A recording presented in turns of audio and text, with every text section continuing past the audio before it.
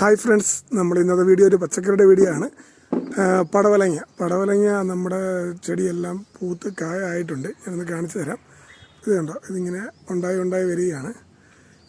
അത്യാവശ്യം ഒരു കൈപ്പത്തിയുടെ മേളിൽ വലിപ്പം ആയിട്ടുണ്ട്. ഇപ്പോൾ ഇത് 1-2 വലുതായിട്ടുണ്ട്.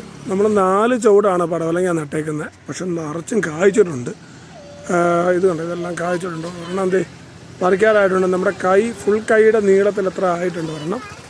നല്ല ഇതുണ്ടോ, നല്ല നീളത്തിൽ കണ്ടോ, ഒരു കേട് പോലും ഇല്ലാതെ നല്ല സെറ്റായിട്ട് വന്നിട്ടുണ്ട്.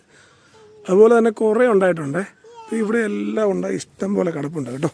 ശരിക്കും പറഞ്ഞാൽ 4 ചുവടേ ഞാൻ നട്ടിട്ടുള്ളൂ. 4 ചുവട്ടിൽ നിന്ന് ഇതുപോലെയൊക്കെ ഉണ്ടായി വരുമെന്ന് ഒരിക്കലും ഒരു പ്രതീക്ഷയില്ലായിരുന്നു. ഇത് കണ്ടോ, ഇതിങ്ങനെ നിറച്ചും ഉണ്ടായി കിടപ്പുണ്ട്. അതുപോലെ കുഞ്ഞുങ്ങൾ ഒത്തിരി ഉണ്ടാകുന്നുണ്ട്. അപ്പം ഞാനിതിനകത്ത് ഈ ഒരു പന്തലിൽ തന്നെ പാവല്, പടവലം, കോവല്, മത്തൻ എല്ലാവരും കയറുന്നുണ്ട്.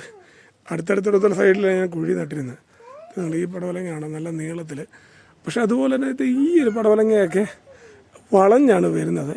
അപ്പോൾ എല്ലാവരും പറഞ്ഞിട്ടുണ്ട്, പണ്ടിങ്ങനെ പറഞ്ഞ് കേട്ടിട്ടുണ്ട്, നമ്മൾ മറ്റേ കല്ല് കെട്ടി തൂക്കി കൊടുത്താൽ നേരെ ആവും എന്നുള്ളത്. എനിക്കതിനെക്കുറിച്ച് കൂടുതൽ ഒരു ഗ്രാഹ്യമില്ല. അറിയാവുന്നവരാരെങ്കിലും ഉണ്ടെങ്കിൽ ഒന്ന് കമൻറ്റ് ചെയ്യാൻ മറന്നു പോകരുത്. ഞങ്ങൾ പടവലങ്ങ പറിച്ചെടുക്കുകയാണ് കേട്ടോ. ആദപ്പൻ അത് കറക്റ്റായിട്ട് കട്ട് ചെയ്തെടുത്ത് സൂപ്പർ.